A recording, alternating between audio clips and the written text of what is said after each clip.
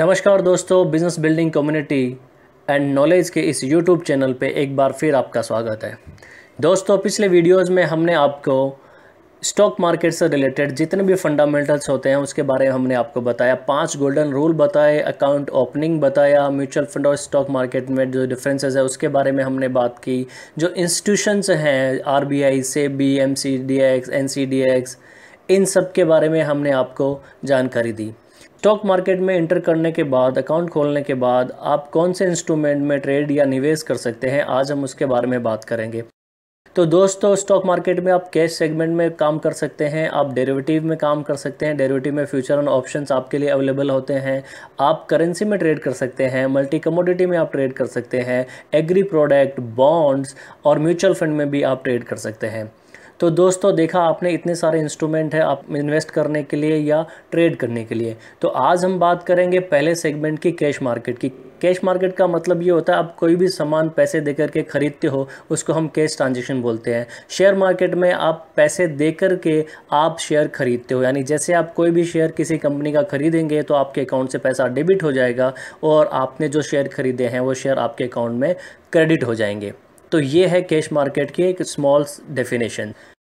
तो दोस्तों, cash market को 17 हिस्सों में डिवाइड किया है। 17 इसके प्रॉफिट एंड लॉस की हमने बात करी है, इसमें क्या क्या नुकसान और फ़ायदे हो सकते हैं उसके बारे में हमने इस वीडियो में बात की है। तो चलिए दोस्तों, मैं आपका समय वेस्ट नहीं करता हूं, हम बात करते हैं कैश सेगमेंट की स्टॉक मार्केट में। कैश सेगमेंट का पहला रूल ऐसा है, आप किसी भी कंपनी का जो स्टॉक मार्केट में लिस्ट है उसका आप सिंगल शेयर भी परचेज कर सकते हैं। जी हाँ दोस्तों, आप एक शेयर भी खरीद सकते हैं।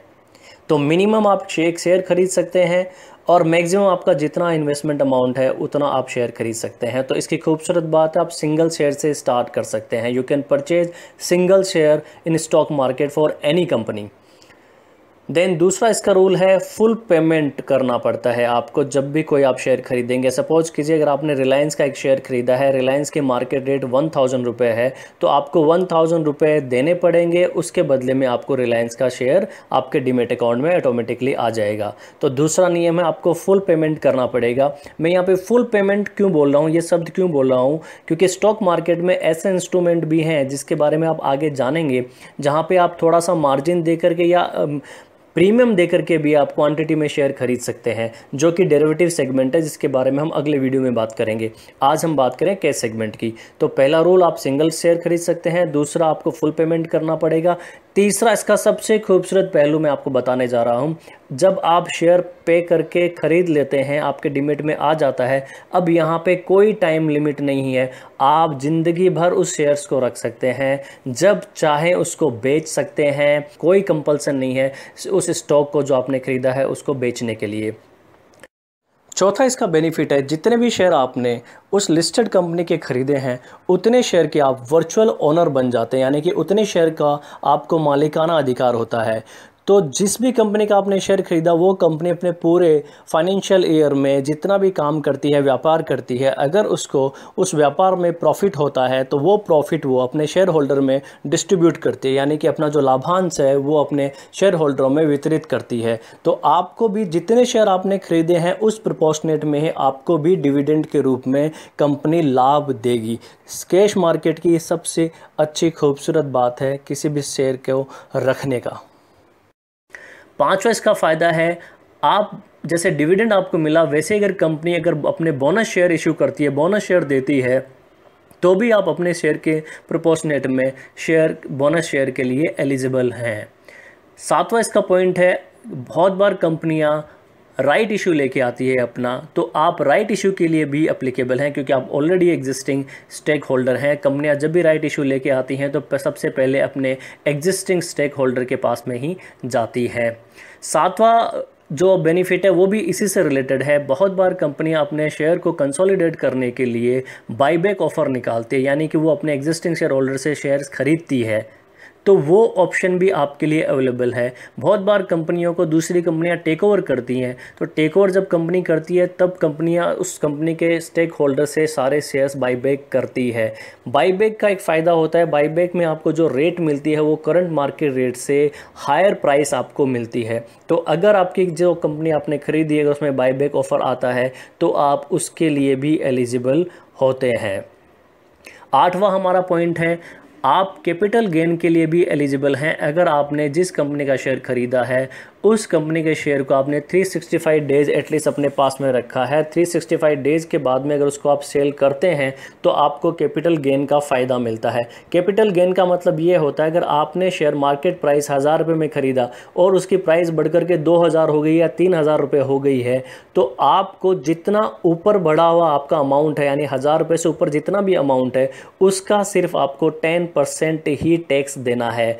ये जो 10% है गवर्नमेंट ने इसी साल इंट्रोड्यूस किया है। इससे पहले के फाइनेंशियल ईयर तक कैपिटल गेन पे पूरी छूट थी, फिर भी आपका 10% जो आपको टैक्स देना है वो भी आपकी बढ़ी हुई अमाउंट के सामने बहुत ही नॉमिनल उन्होंने टैक्स को लगाया हुआ है। तो आप कैपिटल गेन के लिए भी एलिजिबल हैं जब आप स्टॉक मार्केट में किसी भी कंपनी का शेयर खरीद करके अपने पास में रखते हैं।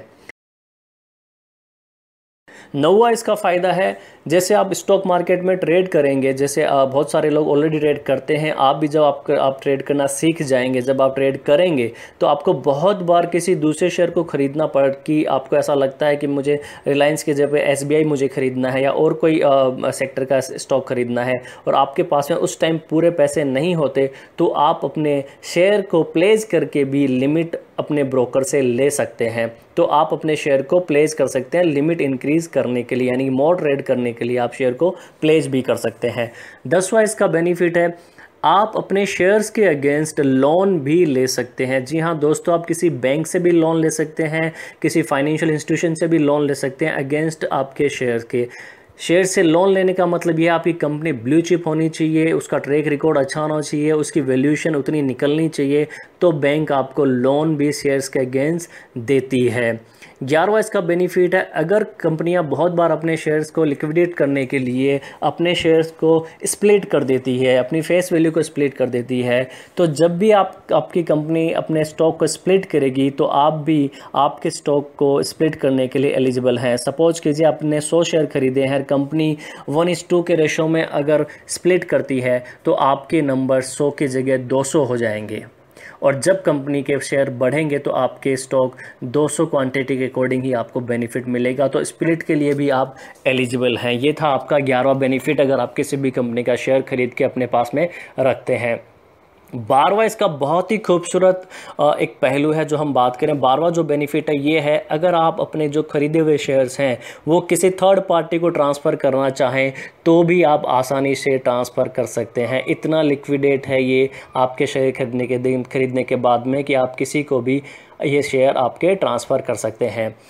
13वां इसका बेनिफिट है, जब भी आप किसी कंपनी का शेयर खरीदते हैं, मैंने आपको पहले ही बताया कि आप उस कंपनी के जितने आपने शेयर खरीदे हैं उतने प्रोपोर्शनेट में आप उसके स्टेक होल्डर या ओनर बन चुके हैं। तो जब भी कंपनी अपनी कोई AGM रखेगी, हर साल AGM जो होती है एनुअल जनरल मीटिंग या अदर कोई भी इंफॉर्मेशंस वहाँ पे आती है, तो you are eligible for the attend the AGM, और जो भी इंफॉर्मेशन है उसको जानने के लिए आप एलिजिबल हैं। कंपनी आपको कि जो भी उनका पत्राचार का माध्यम होगा उसके माध्यम से आपको इन्फॉर्म करेगी, जिससे आपको कंपनी के इन एंड आउट, कंपनी के पोजीशन के बारे में पता चलता रहेगा। तो ये आपका सबसे बड़ा प्लस पॉइंट है अगर आप किसी भी कंपनी का शेयर लेके रखते हैं। चौथा, आप अपने शेयर्स को हेज भी कर सकते हैं। आपको लगता है कि आपके शेयर्स का पोर्टफोलियो इतना बड़ा है और उसको आपको छेड़ना नहीं है, आपको अपने शेयर्स की डिलीवरी को बेचना नहीं है, तो आप डेरिवेटिव सेगमेंट में आपके शेयर के अगेंस्ट पे हेज भी कर सकते हैं, जिसमें आप शॉर्ट सेल बाय दोनों तरफ से आप काम कर सकते हैं। अगर आपके पास ऑलरेडी अपना स्टॉक आपके डीमैट अकाउंट में पड़ा हुआ है तो आप हेज के लिए ये बहुत ही बढ़िया इंस्ट्रूमेंट है। 15वां इसका बेनिफिट है, आपका जो ये सबसे इम्पॉर्टेंट चीज़ है जो मैं आपको बताने जा रहा हूँ, इसको आप ध्यान से सुनिएगा। जब भी आप किसी कंपनी का शेयर खरीदते हैं, डिलीवरी लेते हैं, तो आपका जो रिस्क है वो लिमिटेड हो जाता है। लिमिटेड का मतलब ये हो गया, जितने शेयर आपने खरीदे उन शेयर्स के अगेंस्ट में जितना पैसा आपने पे किया, आपका रिस्क सिर्फ उतना ही है, और आपका जो प्रॉफिट है वो अनलिमिटेड हो सकता है। अगर आपने अपने इन्वेस्टमेंट को एक अच्छा टाइम होराइजन दिया है तो ये स्टॉक मार्केट आपको कई गुना भी रिटर्न दे सकता है। मैं एग्जांपल लेता हूं, अगर आपने 2008 में अगर मारुति के शेयर लिए हों तो आप 10 सालों में मारुति ने 10,000 रुपये का रेट दिखाया, यानी 800-900 वाला मारुति 10,000 रुपये तक भी इंट्राडे में टच करके आया है। तो आप समझिए 12 से 13 टाइम्स मारुति ने इस मार्केट में रिटर्न्स दिए हैं। मारुति का एग्जांपल मैं सिर्फ लाइव आपको समझाने के लिए दे रहा हूँ, ये रिकमेंडेशन नहीं है। बहुत सारे ऐसे स्टॉक्स हैं, आप फंडामेंटली जो बड़े स्ट्रॉन्ग हैं, जिनका हमारी इकोनॉमी में बहुत फ़र्क पड़ता है, तो जब भी आप ट्रेड करें या निवेश करें तो पहले आपको हमारा तीसरा रूल याद रखना है, आपको अपने आप को अपडेट करते हुए रखना है, आपको सारी इन्फॉर्मेशन के बारे में जानने के बाद ही ट्रेड करना है। तो आपको ये फ़ायदा है, आपका रिस्क है वो फिक्स है, प्रॉफिट का स्काई इज़ द लिमिट है, ये स्टॉक कितना भी ऊपर जा सकता है। 16 जो है वो थोड़ा सा आपको ध्यान रखने की चीज़ है कि आपको मार्केट में जो भी वॉलेटिलिटी होती है, मान लीजिए कोई भी मार्केट किसी भी न्यूज़ से क्रैश हो जाता है, या किसी दिन मार्केट में कोई लोकल न्यूज़ से मार्केट डीप हो जाता है या नीचे गिर जाता है, गिरावट आ जाती है, तब भी आपका रिस्क एज इट इज़ रहता है। अर्लियर मैंने 15 बेनिफिट में बताया, आपका कोई भी अदर देन आपके अमाउंट पे कुछ नहीं करना पड़ता कि आपने ऑलरेडी अपने शेयर को पे कर चुके हैं। तो डे टू डे वोलेटिलिटी में या फिर और कोई मार्केट क्रैश में आपके स्टॉक पे डायरेक्टली कोई फ़र्क नहीं पड़ता है। हाँ, अगर आपकी कंपनी, अगर पूरा मार्केट क्रैश हुआ है, आपकी कंपनी के शेयर के भाव भी नीचे आ सकते हैं, लेकिन आपके पास डिलीवरी है तो जैसे भाव नीचे आए हैं तो ये भाव ऊपर भी जा सकते हैं। आपको कंपल्सन नहीं है कि आपके भाव नीचे आ गए तो आपको कोई मार्जिन भरना पड़ेगा या फिर आपको शेयर को सेल करना पड़ेगा। तो ये सबसे बड़ी खूबसूरत बात है मार्केट वॉलेटिलिटी का, आपके स्टॉक पे कोई भी फर्क नहीं पड़ता। 17वां हमारा बहुत ही इंपॉर्टेंट लेसन है जो हम आपको बताना चाहते हैं। जैसे जैसे आप मार्केट को आप सीखेंगे तो आपको समझ में आएगा, आप अपनी एग्जिस्टिंग पोजीशन, जो शेयर आपने खरीदे हैं, उनको आप मार्केट में शॉर्ट सेल भी कर सकते हैं अपनी डिलीवरी के अगेंस्ट। कैश मार्केट में आप कोई भी शेयर बेच नहीं सकते। अगर आपने बेचा है तो आप एक दिन के लिए बेच सकते हैं, यानी आपको मार्केट बंद होने से पहले शेयर खरीदना पड़ेगा अगर आपके डीमैट अकाउंट में वो शेयर नहीं है। तो यहाँ पे मैं आपके एग्जिस्टिंग शेयर पोर्टफोलियो की बात कर रहा हूँ। अगर आपके पास, में यूँ समझिए कि रिलायंस के 100 शेयर पड़े हैं, आप सुबह मार्केट खुलते ही देखते हैं कि रिलायंस 10% की ऊंचाई पे खुला है, तो आप अपने शेयर के सामने ही 100 शेयर बेच सकते हैं। अगर इवनिंग तक अगर रिलायंस 3, 4, 5, 6% से नीचे आता है तो आप उसको वापस बाई बैक कर सकते हैं। ये आपके शेयर के अगेंस्ट ही आपका इंट्राडे हो गया। जो मीडियम में जो आपको प्रॉफिट हुआ वो आपका एज इट इज़ डिविडेंड की तरह हो गया है। तो आपने अपने शेयर्स के अगेंस्ट शॉर्ट सेल भी कर सकते हैं। सपोज कीजिए आपने रिलायंस को 10% ऊपर था, आपने बेचा, अगर वो नीचे नहीं आया तो भी आपको बेनिफिट है कि आपने 10% हाइक के ऊपर आपने अपने स्टॉक को बेचा है। अल्टीमेटली आपको पोजीशन के अगेंस्ट प्रॉफिट ही होने वाला है। तो दोस्तों, स्टॉक मार्केट में कैश सेगमेंट की हमने आपको 17 बातें बताई, जहां पे आपके जो बेनिफिट्स हैं वो अनलिमिटेड हैं, रिस्क आपका मिनिमाइज है। दोस्तों, स्टॉक मार्केट इतना खूबसूरत बाज़ार है, ये स्टॉक मार्केट से आप जितना चाहें पैसा कमा सकते हैं, अपनी वेल्थ क्रिएट कर सकते हैं। इससे बड़ी जगह, इससे अच्छी जगह अपनी वेल्थ को क्रिएट करने के लिए कोई भी फाइनेंशियल इंस्ट्रूमेंट नहीं है। इवन आप जो एग्जिस्टिंग बिजनेस कर रहे हैं या जॉब कर रहे हैं वो भी आपको एक लिमिटेशन में ही रखेगा, लेकिन स्टॉक मार्केट आपको कहीं का कहीं ले जा सकता है।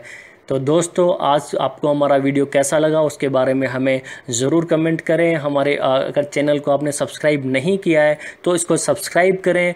आज के वीडियो में इतना ही। अगले वीडियो में डेरिवेटिव के बारे में हम बात करेंगे। अगर कुछ भी नहीं समझ में आया तो आप हमें कमेंट कर सकते हैं। Thank you so much.